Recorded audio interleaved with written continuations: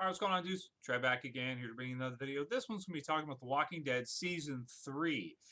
So yeah, I know we just finished seeing The Walking Dead Season 2 finale on Sunday, but I'm not wasting any time. I'm not going to waste any time. I'm going to start doing Walking Dead Season 3 predictions right off the bat. Right now, right here, let's do it. So this is going to be part 1. I'm going to create a playlist for these. And as time goes on through the summer and stuff, going on up to September and October when we see the return of Walking Dead with Season 3, I'm going to be making predictions. So I'll be adding to this. So this is going to be the first one, and then after, as I get more ideas and I can think of more things that probably will occur, I will do additional addendums to this, additions, where I do, predictions part 2, part 3, part 4, and then I'm going to add them to a playlist later on. So this will get it started. The very first one, let's get into it. What do I think is going to happen in Walking Dead Season 3? So right off the bat, as we know, we left off with basically the group is split into 2 sections. Well, pretty much most of the group is together and Andrea is on her own. Michonne has joined Andrea, and if you guys are interested to see who Michonne is and you don't know, watch my video talking about who is Michonne. So we've got Andrea and Michonne by themselves, created their own little group. And pretty much what I foresee happening with that probably right off the bat is I foresee Andrea kind of just being shocked to see Michonne, maybe thinking she's dead and this is like the Grim Reaper or something. Because, you see Michonne and it's just like crazy, she's got the 2 zombies by the chain with no arms and no mouths cut out. Obviously, that would be frightening, terrifying to somebody, I would expect Andrea, the first thing for her to do would be to grab her gun and point it at the zombies, and then for Michonne to see that and just like slice her gun in half, like just right in half, just like Andrea would be like, "Holy shit!" Grab her gun, and then Michonne just no and slices her gun right in half. I think that would be sick, and being like, "That's my boyfriend," or something like that, like just something totally ridiculous like that, and afterwards, and then Andrea would be like, "Why did you do that? You was why?" And then have her just be like, "Oh no, that's my boyfriend. That's my best friend. Don't kill them." And then maybe have some weird thing like that, like have Michonne look so badass, with all her stuff, and then just be like totally like the nicest person you ever want to meet. Like have her lift up her hood and have her just be like, "Hey, how's it going? I'm Michonne. How are you? Nice to meet you. You're Andrea? Oh, awesome, Andrea. I haven't seen anybody for such a long time. How are you doing?" Like just such a timid, like speak like just such a nice person. That's the way I always in my mind think of Michonne and the way she, communicates. Like she comes in badass with a katana and just fucking cuts a zombie's head off, cuts her gun in half. Maybe it's a prediction of mine. I just think that would be cool to see, and I think that would make sense for both parties because from their perspective, they're gonna be like, "Whoa, walkers behind her!" Like pull out their guns or knives or something, and Michonne would be like, "No, no," because other walkers aren't gonna kill her walkers. It's gonna be people. So she's, Michonne's gonna have to worry about people killing them. And then eventually, when they meet up with the other group, which they will eventually do, Michonne's not going to be able to keep the walkers, her 2 walker friends around, so she's going to have to kill them. She won't need them anymore at that point.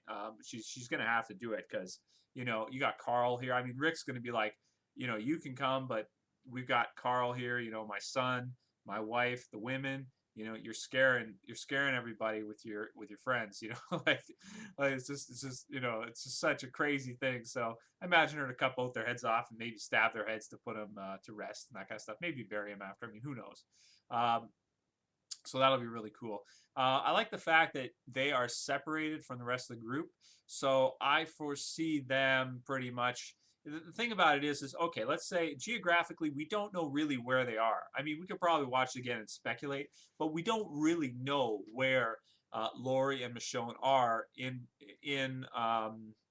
location, in comparison to the farm and to where the other group is. Let's say the farm is in the center, and all around the farm you have basically roads, and zombies came. Let's say they came from this direction, so then maybe Rick and the guys met up at the highway. Let's say it's over here. I mean, we don't really know, and then they headed east, I think, or maybe in some other direction, and then they stopped and they're staying there overnight. So let's say they're up here. We don't know where Andrea and Michonne are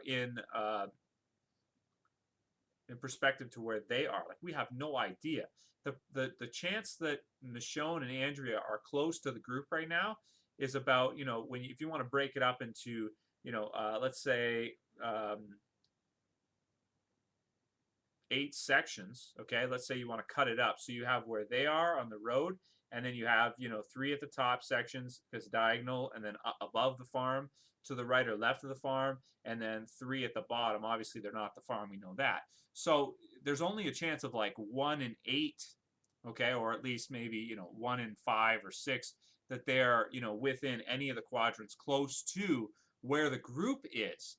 And odds are, if the zombies came down this way and then they went up to the highway and then back over, or this way maybe, Andrea and Michonne, who knows where they are? They could have gone any way. I mean, I think most realistically, if walkers came from this direction, Andrea and Michonne are somewhere down here and the group's somewhere up there.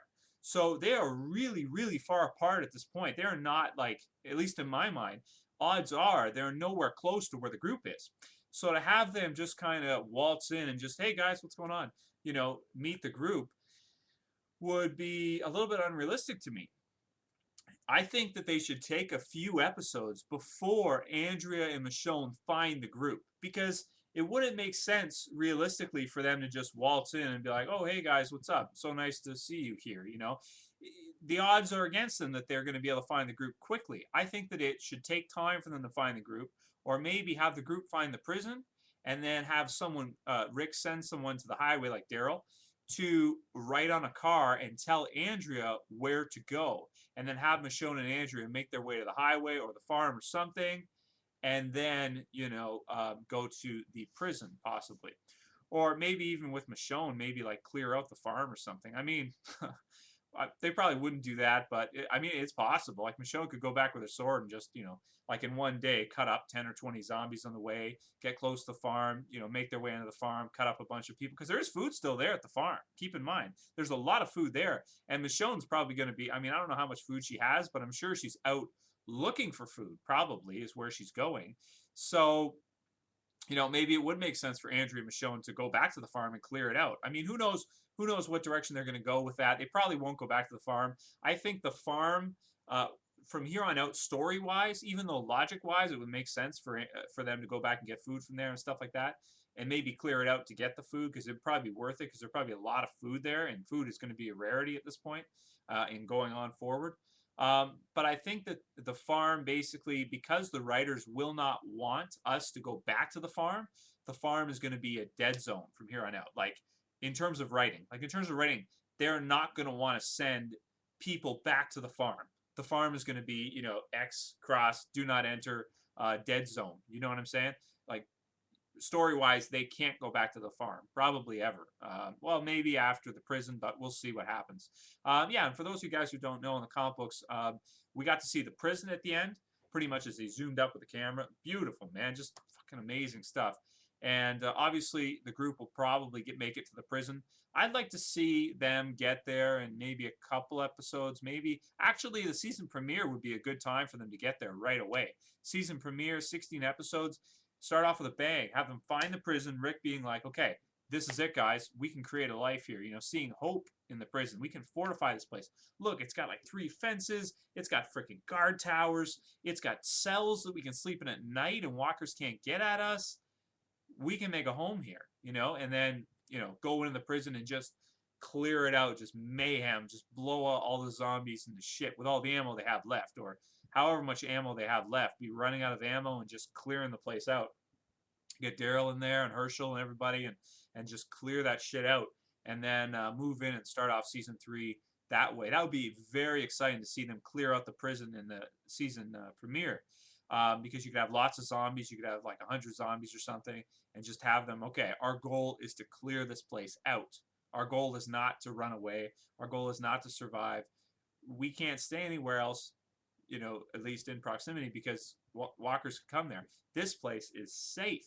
We could fortify this, so let's fight and let's clear it out and just see a shooting gallery. I think that would be a lot of fun for the first episode of the season premiere. Be great to see them clear out that prison and start to move in. One character that we have not seen so far in the TV show that we got to see in the comic books is a character named Tyrese. And as you can imagine from the name, he's African American. And he basically is an ex NFL football player. And he meets up with a group, and he's very tough. He's got his daughter and her boyfriend with him in the comic book, and he's a character that we have not seen in the TV show yet, even though he appeared a while ago in terms of story. Like they found Tyrese before they found the prison. I believe they found him before they found the farm. Is that right? Yeah, yeah, they found him before they found the farm in the comic book. So he's been a long time coming to see him come in the story, and he's very interesting because in some ways he's sort of like Shane. He kind of argues with Rick and fights with Rick a couple times in the comic book. We see them once. He actually gets in a fist fight with Rick, and they beat the snot out of each other really bad, like worse than Shane and Rick did, way worse. And they really get banged up really really bad from it in the comic book. So seeing Tyrese come in, I think would be great. And it's a prediction. I don't know what they're going to do with that. Like when they're going to bring him in. I thought he would have been in by now, but because they want to go down a different path, I mean, I'm cool. Like the fact that they kept Shane in longer, so they didn't need to bring Tyrese in. It wouldn't make sense. But later on, I do want to see that character eventually come in because I think he's a good character. What may happen, I'll make a prediction, is he may already be inside the prison because there's probably going to be people inside that prison still alive and just have locked the doors and are inside with lots of food, just living in there, and have all the walkers like outside, some in sections of the prison, but have a few people locked in the cafeteria or somewhere else, this kind of thing. Survivors in there possibly. We could also see Rick and the group meet Tyrese and some other characters, possibly new characters, while they're looking for a place. So while they're out looking for the prison, find other people. I think that would be kind of interesting. I think that would be cool to see. So as a prediction, I think we're going to see them clear in the first episode, clear out the prison, or at least find the prison. What else? Going on from there, I think it's going to take Andrea a few episodes to find the group again with Michonne. I think it's going to take maybe 3, 4, 5 episodes. I think that makes sense. If they just have her find them right away, I don't think that's the best direction to go. I think leave them lost for a while on their own and then have them come back to the group. I'm always a fan of the idea of having multiple stories going on at once, okay? And then having them come together and split up and things like this. And what's good with that, what they can do with that is they can have Andrea and Michonne on their own direction. You can have Rick and the group doing something else. And it creates more diversity, and it creates some interesting sequences when they cross paths and they finally come together. It'd be really nice if Andrea was lost for like 5 or 6 episodes and like almost dies with Michonne and stuff happens, but then when they're about to give up hope, they find the group again. That would be cool, and I think that probably will be the direction they go, something along those lines. So yeah, so that's pretty much my prediction in terms of placement, in terms of location, locale, what's going to happen with the two groups separating. Also, I think we're going to see very quickly the governor get some attention, get some scenes. Philip, basically, if you guys don't know who it is, I'm going to do a video just talking about the governor because he damn well deserves at least one video dedicated to him. He's a character from the comic books that becomes the villain of The Walking Dead. The villain. If you guys think that Shane was really the villain of the first 2 seasons, well, he's not, or the zombies are. Until you've seen what the governor is and does, these people really are nothing.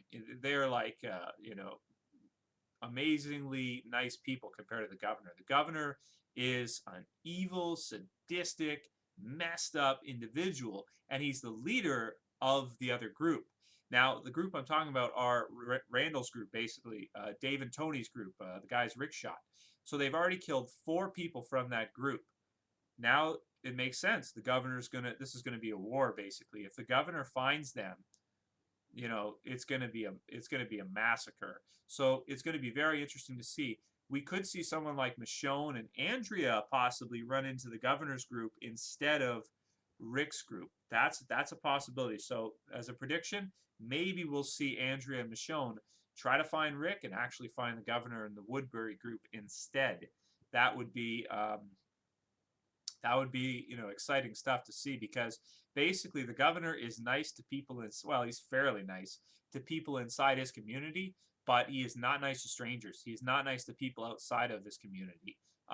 Probably, I haven't actually read. There's a whole book written about, the basically before the governor's time in The Walking Dead. He's got his own book that was written not by Robert Kirkman, by somebody else. I haven't read it yet. A novel, and it talks about, like the beginning of the governor and what happens. I assume that probably the premise of it is, I haven't read it or anything, I'm just guessing at this.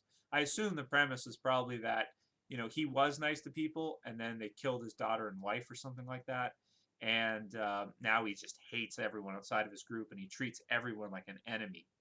And he's just a really, really evil character. And as cool as the battle between Rick and Shane was, and how special that was, the battle between the Woodbury group and the governor will probably make Shane look like he's, I don't know, a clown. It'll make him look like he's nothing compared to what's going to happen coming up in the next few seasons, season 3, season 4.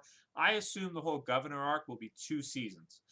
In the comic book, we've had 93 issues. Of the 93 issues, the highlight, the absolute highlight of that stuff is when we see the final battle, I won't ruin anything, between the governor's group from Woodbury and Rick's group from the prison, when they get it, basically, when it goes down.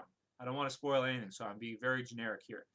It is, the highlight of The Walking Dead. The highlight, in terms of anything. You might think that the thing with Shane was the highlight, and for me so far that is the highlight overall, I think, was finally seeing that resolved. But the governor makes Shane just look like the Tooth Fairy. He really does, because he's just such an evil person, and the things he does to Rick and the other group, or the rest of the group, it's it's horrible. So get ready to see, guys, some really, really amazing stuff coming up probably with the governor. I think the first episode of The Walking Dead season 3 is called The Governor. So we're probably going to see really nice stuff, like I was mentioning, different storylines happening at once. Maybe the intro, or possibly the first episode, won't actually touch on right away Rick and the group or Andrea. We may see the governor's character right off the bat and get introduced to him, and then maybe cut back and forth a little bit. Either way, it's going to be, just awesome stuff. Maybe even we'll go back in time a bit and getting to see, how the governor was made, or maybe have the guys from the governor's group be telling him about what happened to Dave and Tony, the guy who got back, the fact that Randall was left there and, never came back. Oh, yeah, maybe he sends out search parties, and then they run into Andrea and Michonne, capture them. Who knows? We're going to see what happens, but just for predictions, these are just ideas I'm throwing out there that could come to pass, that could happen in the first few episodes. I'm pumped, man. I'm excited just from talking about it. So I hope you guys are too. So let's see what else I have for part 1. I don't want to make it too long. 20 minutes is about my limit. I've been doing 20-minute videos, and that for me is about good. If I go past that, my voice, my mind, I start making mistakes and saying dumb things. So that's that. Let me see what else we got here. So in terms of character breakdown,